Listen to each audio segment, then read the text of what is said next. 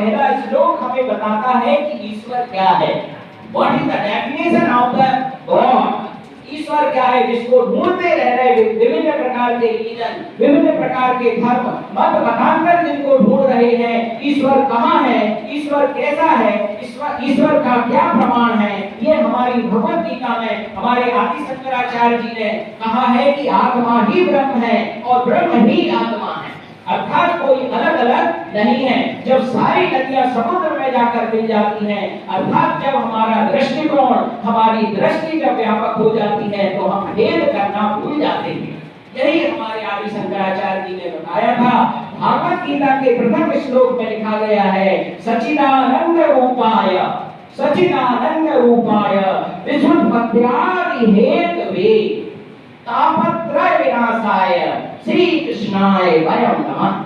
कितनी स्पष्ट व्याख्या करती, पहले श्लोक में व्याख्या करी है कि क्या है, बोले ईश्वर क्या है। यही शंकराचार्य जी हमें बताते हुए गए। उन्होंने यही मत ऊपर से लेकर पूर्व से पश्चिम, उत्तर से दक्षिण विभिन्न मठों की स्थापना की, और उन्होंने यही हमें बार-बार समझाया कि ईश्वर क्या है। तो हमारी आत्मा में सत्य वह जो आनंद का स्वरूप है, सत्य वह जो आनंद का स्वरूप है, सच्चिदानंद रूपाय, सत्य वह जो आनंद का स्वरूप है, तापत्रय विनाशाय, और जो तीनों प्रकार के तापों को नाश करने वाला हो, आदि दैविक आदि भौतिक, है ना। तो ऐसे सभी तीनों प्रकार के तापों को नाश करने वाला ही ईश्वर है, अर्थात श्री कृष्ण है।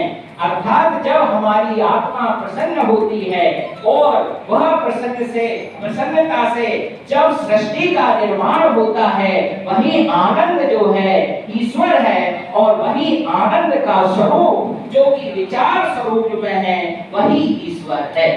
यह हमें आदि शंकराचार्य जी ने भागवत गीता में श्रीमद् व्यास जी ने बता के गए हैं, और हम मत मतांतर में जगह जगह ढूंढ रहे हैं। और अगर मैं गणित के हिसाब से भाष्य करूं, तो गणित में दो लॉजिक होते हैं, एक होता है ट्रुथ और दूसरा होता है फॉल्स। एक होता है धन और दूसरा होता है ऋण। धन का अर्थ है सत्य और ऋण का अर्थ होता है असत्य।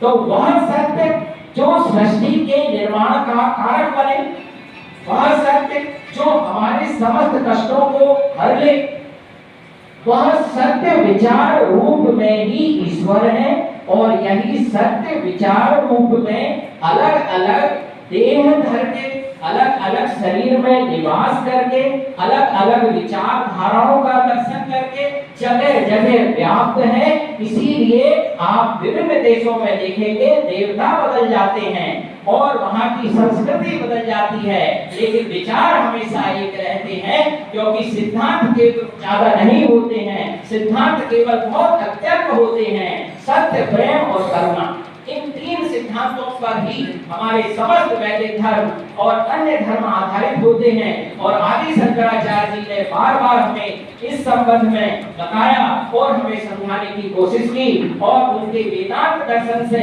ये पूरी संस्कृति पुष्ट हुई है। हम उनकी इसीलिए हम उनको बहुत बहुत नमन करते हैं, ताकि उनके द्वारा दिए गए ज्ञान से हमारे सभी सुधीजन जो है लाभान्वित हो सके। बहुत बहुत धन्यवाद।